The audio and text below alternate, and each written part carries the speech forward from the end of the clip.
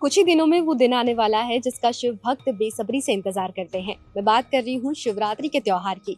इस दिन को लेकर जितने भी शिव भक्त हैं वो बहुत ही ज्यादा एक्साइटेड होते हैं इस दिन को मनाने के लिए, भोले बाबा के मंदिर जाकर उनके दर्शन कर उन पर जल चढ़ाने के लिए। वडोदरा में यूं तो कई सारे मंदिर हैं जिनकी अपनी अपनी मान्यताएं हैं और सभी भक्त जो हैं अलग अलग मंदिरों में जाते हैं। उन्हीं में से एक मंदिर है मांजलपुर में जिसका नाम है मंगलनाथ महादेव मंदिर। आप नाम से समझ गए होंगे मंगलनाथ महादेव, यानी कि यहाँ पर जिन भी लोगों की राशि में मंगल भारी होता है, जिसकी राशि में मंगल का प्रभाव होता है, वो अगर यहाँ पर आकर शिवलिंग पर जल चढ़ा दे तो ये माना जाता है कि उन पर जो ये प्रभाव है वो थोड़ा कम हो जाएगा। तो क्या है इस मंदिर का इतिहास, क्या और खास बातें हैं इस मंदिर से जुड़ी, उसके बारे में हम बात करेंगे यहाँ के पुजारी कैलाश गोस्वामी से और सुरेश गिरी गोस्वामी से। अब बताइए कि ये मंदिर जो है कई साल पुराना है, तो इस मंदिर का क्या इतिहास है, क्या खास है इस मंदिर के बारे में, क्या मान्यताएं हैं यहाँ के बारे में? देखिए, मान्यता तो ये है कि ये जो मंगल, जिनकी राशि में मंगल का प्रभाव होता है और मंगलनाथ इसीलिए मंगलनाथ है। इस पे अगर जल चढ़ाए, इसकी सेवा करे या इसके प्रभाव कम हो जाता है। और मंगलनाथ का इतिहास यही है और ये वर्षों पुराना मंदिर है, लगभग 250-300 साल पुराना है और विश्वामित्र के किनारे है और बहुत ही प्रसिद्ध मंदिर है। कैसे स्थापना हुई है इस मंदिर की, और मैंने सुना है यहाँ पर समाधि भी है, तो उसके बारे में जो है जानकारी आप दीजिए। सुरेश गिरी गोस्वामी से उनसे जानते हैं कि इस मंदिर की स्थापना कब हुई और यहाँ पर जो समाधि है उसकी क्या कहानी है। मेरे ख्याल से विश्वामित्र के किनारे पे 300 साल पहले अपने नाथ संप्रदाय से मंगलनाथ बापू करके एक बापू बन गए, जो हो गए। तो उन्हीं की प्रचलित योग शक्ति की आधार से जो विश्वामित्र के किनारे पे ये बनी ये जगह है। और उसके अंदर क्या है कि जो बापू ने अपने योग द्वारा पानी के ऊपर चलना जाना, नदी के ऊपर जाना आना, और उसकी योग शक्ति से काफ़ी लोगों को सब श्रद्धा का विषय हुआ करता था उस समय में। तो उस हिसाब से बहुत सारी यहाँ पर उन्होंने दुनिया की मतलब जो भी कोई दुखी हो, कोई भी ऐसा इंसान हो, उनको उन्होंने सेवाएं बहुत दी हैं। जो नाथ संप्रदाय में क्या होता है कि जो उसकी गुरु गादी होती है, तो गुरु गादी में उसने वहाँ पर बापूजी ने शुरुआत की और वो विश्वामित्र के किनारे पे थे और वहीं पे उन्होंने 300 साल के आसपास से ये जगह प्रसिद्ध हुई है। कितनी पीढ़ी दर यहाँ पर बदल चुकी है इसके बाद? समथिंग अभी तो ये 7-9वीं पीढ़ी चल रही है जगह पर, और उन्हीं में से हम लोग हैं। बापू जो है वो मंगलनाथ बापू, उसके बाद भावनाथ बापू हो गए, उसके बाद गुलाबगिरी बापू हो गए, उसके बाद शंकरगिरी बापू हो गए, सोमगिरी हो गया। अभी धनगिरी महाराज जो हमारे ज्येष्ठ पापा जी मतलब है, वो गुरु गादी है, उनके पास गुरु गादी है।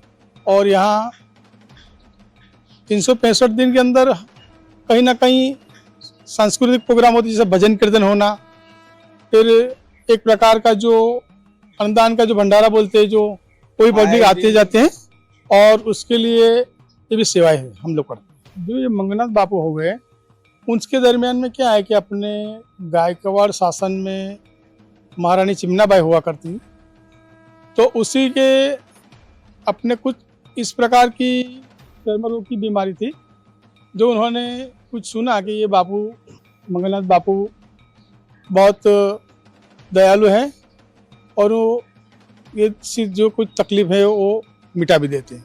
तो ये यहाँ तक आप पहुँचे, चिमनाबाई, पूरे राजाशाही। उसके बाद उन्होंने इसकी मुलाकात करके उसको नमन करके फिर उसने जो गादी होती है, उस गादी की जो धुना होता है, उसमें से कुछ भस्म होती है, वो भस्म लेके उस रानी जी को लगा दिया, तो उससे वो ठीक हो गए धीरे धीरे। तो ये भी एक चमत्कार की बात है। दूसरी बात यह है कि वो पानी पर योग शक्ति से पानी पर आना जाना रहता था, वो पानी पर भी चलते थे, वैसे पहले के लोग वायके बोलते हैं। और उनके हिसाब से चमत्कार तो इस बात का था कि वो सनातन धर्म के सच्चे भक्त थे। इस समाधि के बारे में जो मेरा सवाल था उसका आपने बहुत अच्छे से जवाब दे दिया। इसके अलावा जो मैं जानना चाहती थी कि मंदिर की स्थापना किस वर्ष में हुई और किसके द्वारा हुई, इसके बारे में आपको जानकारी दे सकते? ये मंदिर राजा के 250 के गायकवाड़ी शासन के दरमियान में बनाया गया है, और वो विश्वामित्र के किनारे पे से 9 मंदिर बने गए, जो पौराणिक मंदिरों में नवनाथ के मंदिर बोलते हैं। तो उसी में से ये भी मंदिर है। अब शिवरात्रि के वक्त पे क्या माहौल रहता है यहाँ? शिवरात्रि के माहौल में देखो भक्तों का आना जाना रहता है, मेला सा रहता है, भजन कीर्तन चलता है, प्रसादी चलती है और भक्तों का मतलब आना जाना रहता है। तो चलिए अब आपको दर्शन करवा देते हैं शिव जी के, जो शिवलिंग अंदर बहुत खूबसूरत सी है, वहां पर हम आपको महादेव के दर्शन करा देते हैं। तो चलिए मेरे साथ अंदर।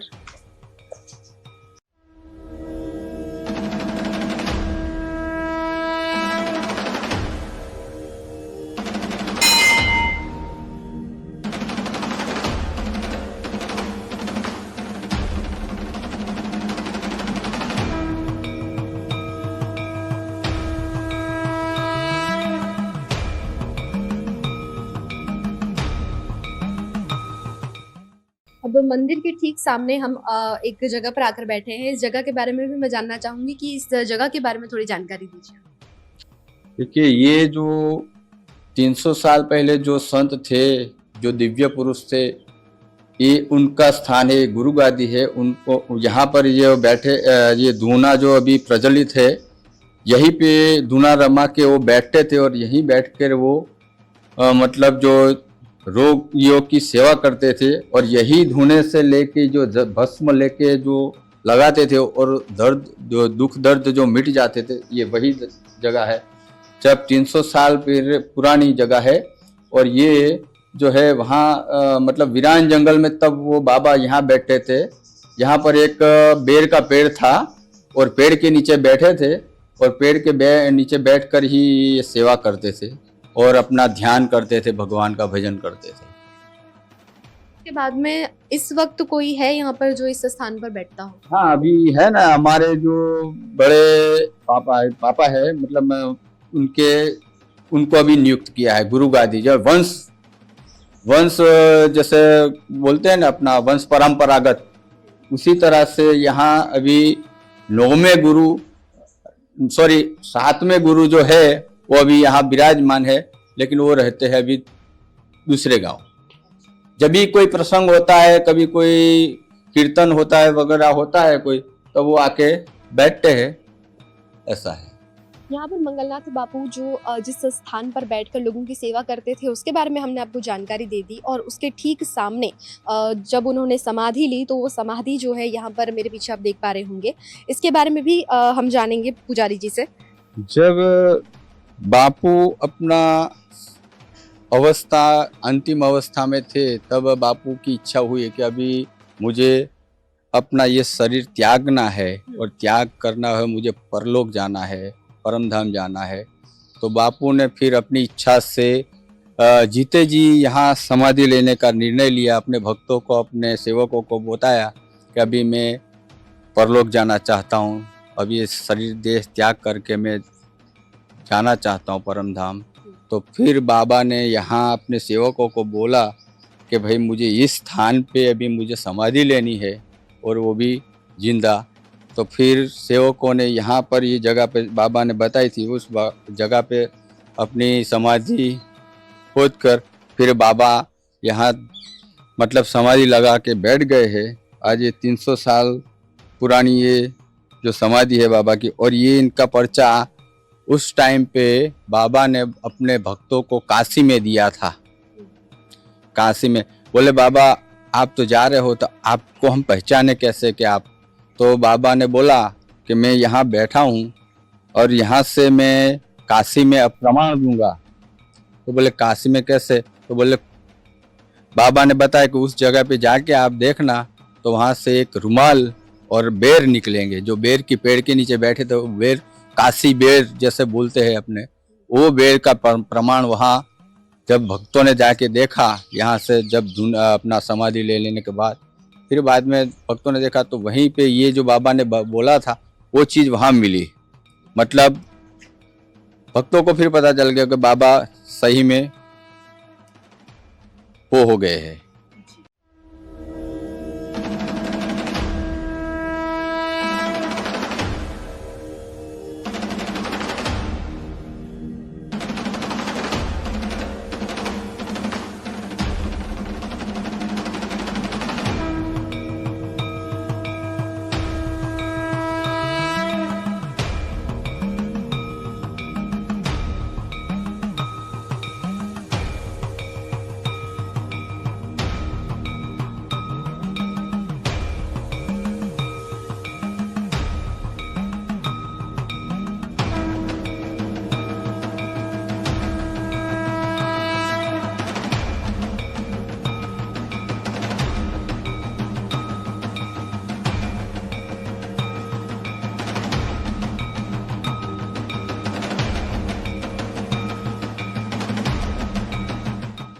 तो आज हमने आपको बताया वडोदरा के मंगलनाथ महादेव मंदिर के बारे में और यहाँ से जुड़ी कुछ खास और अनसुनी बातों के बारे में। उम्मीद करते हैं आपको आज का ये वीडियो बहुत पसंद आया हो। अगर पसंद आया है तो इसे ज़्यादा से ज़्यादा लाइक, शेयर, कमेंट कीजिए और हमारे चैनल को सब्सक्राइब कीजिए और जुड़े रहिए वीएनएम टीवी के साथ।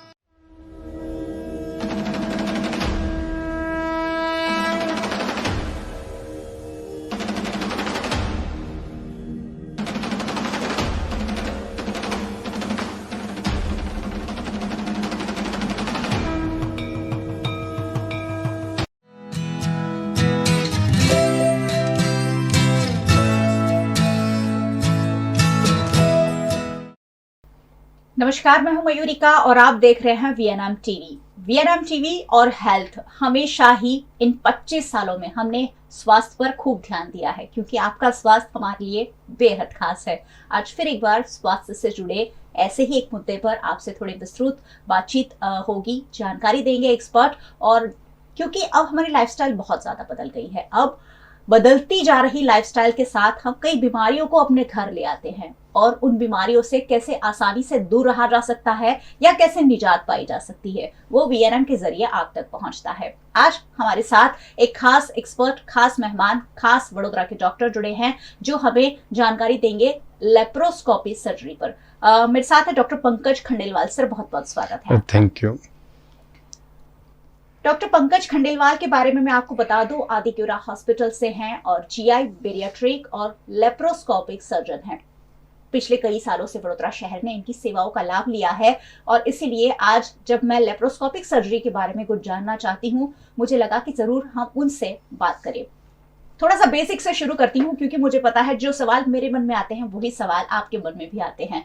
तो सर्जरी, जब भी कोई चोट लग जाती है, कोई एक्सीडेंट हो जाता है, या अब तो बहुत अलग अलग तरीके की सर्जरी से हम गुजरते हैं, ऐसे में सर्जरी की शुरुआत कहाँ से हुई, ये भी जरूर मेरे मन में आ रहा है। सर, कहाँ से हुई ये पूरी सर्जरी की शुरुआत? ये ना बहुत गर्व के साथ मैं कहता हूँ कि जो सर्जरी की शुरुआत हुई थी वो करीब 2500 साल पहले इंडिया से ही शुरू हुई थी। अच्छा। वो पहला सिस्टमैटिक डिस्क्रिप्शन अगर कहीं भी आता है सर्जरी के बारे में जो सुश्रुत ने दिया है, वो हमारे देश से ही है, जो हम सब के लिए बहुत ही गर्व की बात है। लेकिन जब हम मॉडर्न सर्जरी की बात करते हैं तो वो यूरोप से शुरू हुई 17th-18th सेंचुरी में। अच्छा। और वो जो चेंजेस जो सारे के सारे मॉडर्न सर्जरी में आए, वो अभी कैरी ऑन हो रहे हैं और कंटिन्यूस डेवलपमेंट सर्जरी में चालू ही है। जी। तो क्या मेजर डेवलपमेंट्स इन सालों में आधुनिक मेडिकल साइंस ने देखे हैं? देखिए, सबसे बड़ी प्रॉब्लम जो पहले आती थी वो आती थी इन्फेक्शन की। जी। तो जैसे ही एंटीसेप्सिस और एंटीसेप्टिक प्रिकॉशंस के बारे में 17th-18th सेंचुरी में पता चला, वो एक चेंज आया। और दूसरा चेंज आया एनेस्थीसिया में, क्योंकि बिना एनेस्थीसिया के जब आप मरीज को ऑपरेट करते थे तो पहले या तो उनको अल्कोहल दे देते थे या 4 आदमी पकड़ के रखते थे और उनके ऊपर काटापीटी होती थी। कितना पेनिक होता, बहुत पेनफुल रहता होगा और उसमें कई लोग उस चक्कर में सर्जरी से सर्वाइव ही नहीं कर पाते थे। एनेस्थीसिया जो शुरू हुआ ईथर और क्लोरोफॉर्म के साथ में जो शुरू हुआ, वो एक मेजर एडवांसमेंट था। और एनेस्थीसिया ने जिस तरीके से पिछले 20-25 साल में इम्प्रूवमेंट किया है, हम लोग एनेस्थीसिया के अच्छे एनेस्थीसिया के कारण खराब से खराब पेशेंट 90 इयर्स एज हो, 95 की एज हो, कुछ भी उम्र हो, हम उनको आजकल ऑपरेट कर सकते हैं। जी। पिछले 20 सालों में कितना चेंज आया है ये सर्जरी के फील्ड में, और कौन कौन सी नई सर्जरी अब आप लोगों ने इम्प्लीमेंट की है?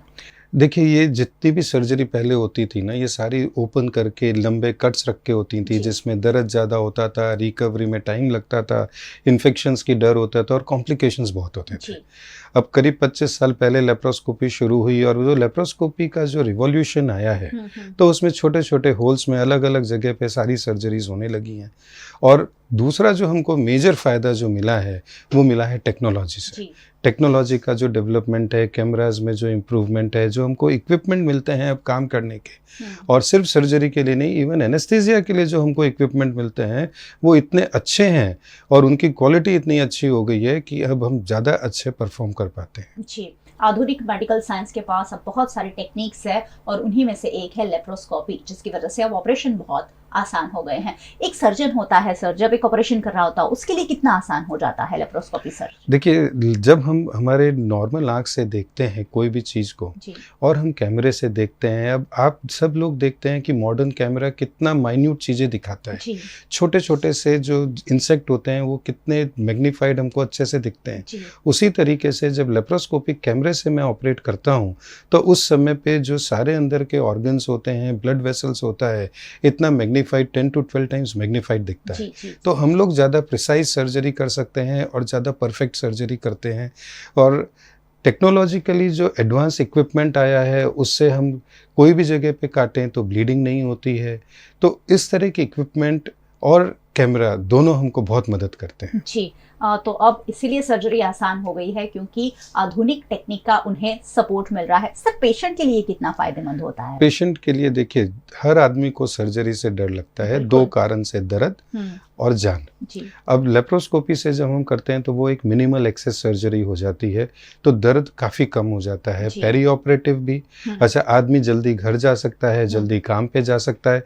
और मेजर फ़ायदा ये होता है कि ज़िंदगी भर के लिए ज़्यादातर सर्जरी के बाद उनको अपनी लाइफस्टाइल मॉडिफाई करने की ज़रूरत नहीं होती है। जी शॉर्ट टर्म प्रिकॉशंस के अलावा उनकी life as usual, as normal चलती रहती है। यानी वो लंबे लंबे कट्स और वो रुझान आने में जो टाइम लगता है वो सारे से बच जाते वो हैं। सारे से, और छोटा कट होता है, इन्फेक्शन का डर कम हो जाता है, जी, उसमें दूसरे कॉम्प्लिकेशंस लाइक हर्निया होने का डर कम हो जाता है। हम्म। वो सारे फायदे रहते हैं। बिल्कुल, और इसलिए लेप्रोस्कोपी प्रिफर की जा रही है। लेकिन थोड़ा सा एक्सपेंसिव होने से भी थोड़ा सा लोग डरते हैं। सर ये सारी सर्जरीज इतनी एक्सपेंसिव होती क्यों है आखिरकार? अच्छा, आजकल हम लोग सारे के सारे टेक्नोलॉजी से जुड़े हैं, मोबाइल्स खरीदते हैं। जो मोबाइल आज से हमारा 15 साल पहले जो 2000-3000 में आता था, आज लाख सवा लाख रुपए के अच्छे मोबाइल्स आने लगे जी। हैं। उसी तरीके से जो हम लोग कैमरा सिस्टम्स और न्यू मॉडर्न इक्विपमेंट यूज़ करते हैं, वो सारे के सारे इतने एक्सपेंसिव हो गए हैं। अच्छा, और प्रॉब्लम टेक्नोलॉजी की सबसे बड़ी क्या है, हर थोड़े समय में वो नहीं आ जाती है, बदल आपको जाती बदलना है। पड़ता जी, है। बिल्कुल। तो मैंने आज जो कैमरा खरीदा है वो मुझे 5-6 साल में बदलना है। जी तो ये कंटिन्यूस रिकरिंग कॉस्ट होती है, इनकी मेंटेनेंस कॉस्ट होती है, और ये सारी की सारी चीज़ें जो हैं हमारी मेडिकल ट्रीटमेंट को एक्सपेंसिव करती जाती हैं। जी, तो सुन लिया ना कि एक्सपेंसिव क्यों होती सर्जरी।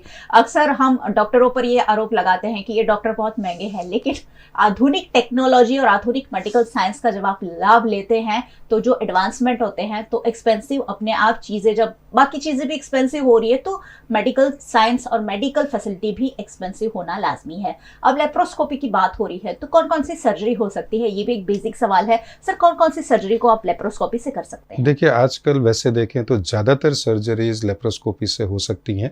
इसकी शुरुआत हुई थी गॉल ब्लैडर सर्जरी से, जो सबसे पहली सर्जरी थी और सबसे ज़्यादा पॉपुलर हुई। जी। उसके बाद में हर्नियाज, इंटेस्टिनल सर्जरीज, किडनी की सर्जरीज, आप पेट और आंतों से रिलेटेड जो भी सर्जरी की बात करो, सारी की सारी सर्जरीज अब लेप्रोस्कोपी से हो सकती हैं। जी। और कुछ हम इवन जो लाइफस्टाइल मॉडिफिकेशंस जो आपकी पूरी की पूरी ज़िंदगी बदल दे, जैसे बेरियाट्रिक सर्जरी है, वो भी हम लेप्रोस्कोपी से करते हैं। और वही एक कारण है कि पिछले 20 साल में बेरियाट्रिक सर्जरी दुनिया भर में बहुत पॉपुलर होती जा रही जी, है, बिल्कुल। इंक्लूडिंग इंडिया में भी। बेरियाट्रिक सर्जरी, इसके बारे में भी आपने काफ़ी सुना होगा कि बहुत सारे लोग अपना वेट लूज करने के लिए या अपनी जो बीमारियां उनमें होती है उससे निजात पाने के लिए इस तरह की सर्जरी का लाभ लेते हैं। सर ये कितनी यूजफुल होती है bariatric surgery to the person? देखिए, बेरियाट्रिक सर्जरी का सबसे बड़ा फ़ायदा होता है कि आप अपना वज़न जो है वो सिग्निफिकेंट अमाउंट में रिड्यूस कर सकते हैं। For ji. एग्जांपल, अगर किसी का 100 केजी वेट है तो चाहे वो कितना भी डाइटिंग कर लें, एक्सरसाइज कर लें, 8-10 किलो से ज़्यादा उतार के मेंटेन नहीं कर सकते। बिल्कुल। बेरियाट्रिक सर्जरी करिए तो आप आराम से 30-35 किलो तक वज़न उतार सकते हैं। अच्छा। और उसको मेंटेन करना भी कंपैरेटिवली ईजी होता है। जितना भी रिसर्च है वो यही बताता है कि बेरियाट्रिक सर्जरी जितनी एफिशिएंट और कोई तरीका वजन उतार के उसको मेंटेन करने का आज की तारीख में नहीं है। जी, और वेट मैनेजमेंट के कोई और ऑप्शंस होते होंगे? बहुत सारे ऑप्शंस है। ये तो अगर आप अभी इंटरनेट पे देखेंगे तो आपको हजारों ऑप्शंस मिल जी, जाएंगे। बिल्कुल। और जब भी कोई चीज़ के हजारों ऑप्शंस होते हैं तो एक चीज़ क्लियर होती है कि एक पर्टिकुलर चीज़ काम नहीं कर रही है। बिल्कुल।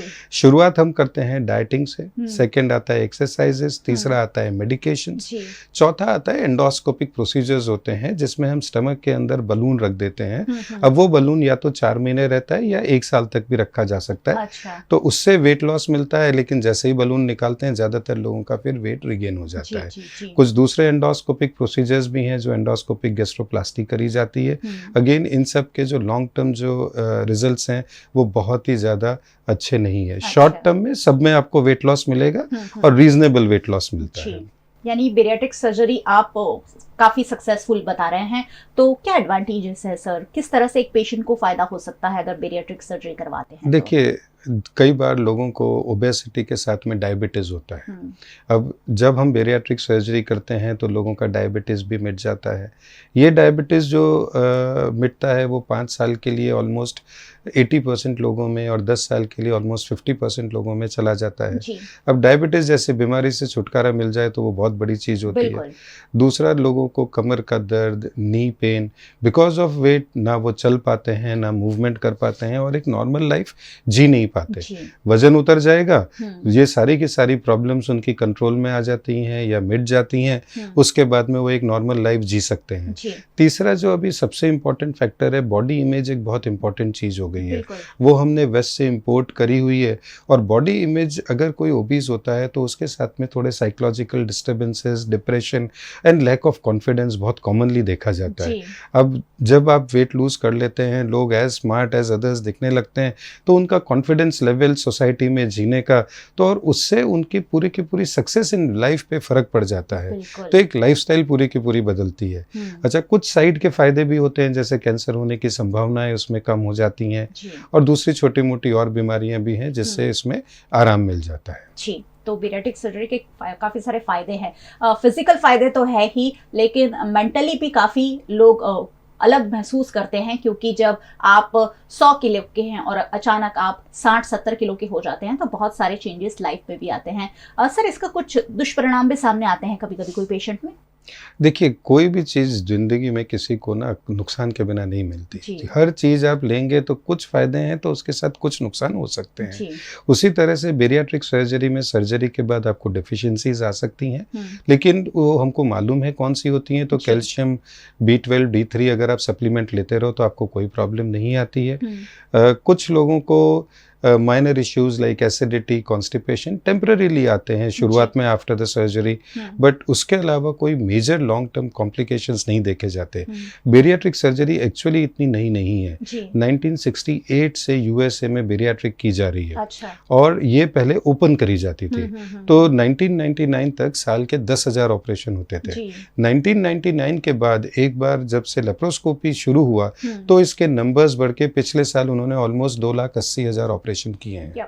तो it's a very very popular surgery now. अगर इतनी पॉपुलर है तो इसका मतलब कि इसका सक्सेस रेशियो भी काफी ज्यादा होगा। देखिए, कोई भी चीज कब पॉपुलर होती है, जब लोग जाके बाहर बोलते हैं कि वो अच्छी है। अगर कोई भी जना कुछ भी बोलता रहे, लेकिन जब तक उसको लोग बजा के नहीं बोलेंगे तब तक दूसरे लोग वो चीज नहीं कराने वाले हैं। क्या ज्यादा बेहतर होता है सर, लेप्रोस्कोपी या ओपन सर्जरी जो की जाती है वो?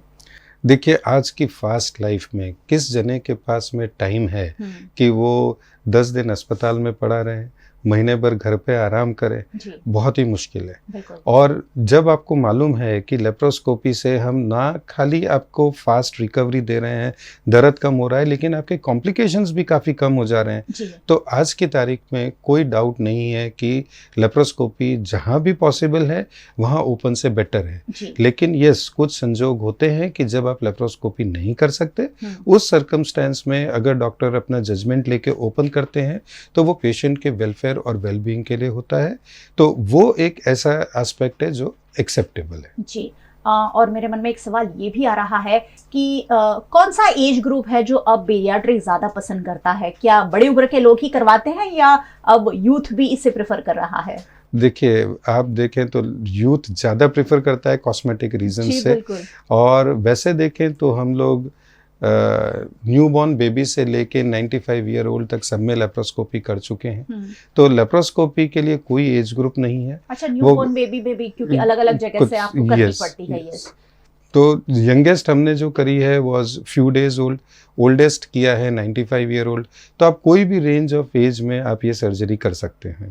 यानी बेरियाट्रिक सर्जरी से लोग थोड़ा सा डरते हैं कि उसमें भूख कम लग जाती है, तो आई थिंक डरने की जरूरत नहीं है, ये कह रहे हैं आप?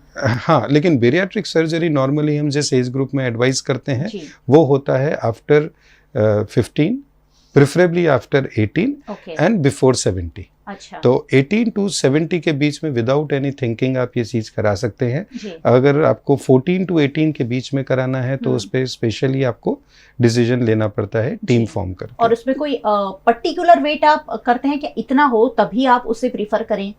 हम लोग नॉर्मली बीएमआई पे आजकल जाते हैं। जी। तो बीएमआई जो है वो बेसिकली हाइट एंड वेट का रेशियो होता है, और उस रेशियो में आपका अगर 23 से ज़्यादा होता है, आप नॉर्मली 23 को नॉर्मल वेट बोलते हैं, जी, 28 के ऊपर आप ओबेसिटी बोलते हैं इंडियंस के लिए। तो नॉर्मली 35 के ऊपर अगर किसी का बीएमआई है तो आप उनको सर्जरी ऑप्ट कर सकते हैं। जी, 30 के ऊपर बीएमआई है with diabetes and other comorbid conditions, तो आप 30 के ऊपर भी बेरियाट्रिक सर्जरी कर सकते हैं। ओके, यानी बहुत सारी जानकारी जो आप हमेशा इधर उधर सर्च करते हैं, हमेशा एक्सपर्ट के पास ले तो बहुत ज़्यादा फर्क पड़ता है, क्योंकि गूगल का ज्ञान मेडिकल या हेल्थ पर बहुत भारी पड़ता है। तो हमेशा एक्सपर्ट के पास जाना और जानना बहुत ज़्यादा ज़रूरी है, और इसलिए वीएनएम हमेशा इसी तरह की चर्चा आपके लिए लेकर आता है ताकि आप एक सही गाइडेंस पा सके और एक्सपर्ट के पास से पा सके। सर, एक सवाल ये भी हमेशा आता है कि लेप्रोस्कोपी या बेरियाट्रिक की खास मैं बात करूं, अब कॉस्मेटिक वाले भी करने लगे हैं, एक्सपर्ट के पास जाना कितना जरूरी है? देखिए, कॉस्मेटिक जो होता है ना वो बेरियाट्रिक कभी भी नहीं होता। जी, कॉस्मेटिक एंड हेल्थ हमको दो अलग एस्पेक्ट में देखना पड़ता है। बेरियाट्रिक सर्जरी हम हेल्थ के लिए कर रहे हैं, कॉस्मेटिक सर्जरी खाली लुक्स के लिए कर रहे हैं। जी, कॉस्मेटिक में लाइपोसक्शन होता है, एब्डोमिनोप्लास्टीज होती हैं, अलग अलग प्रोसीजर्स होते हैं, जी, और वो नॉर्मली अगर किसी को कराना हो तो प्लास्टिक सर्जन्स के पास कराना चाहिए। जी, एंड जहां तक बेरियाट्रिक सर्जरी का सवाल है वो लेप्रोस्कोपी एंड बेरियाट्रिक सर्जन्स करते हैं, तो वो उनका फील्ड हो जाता है। जी।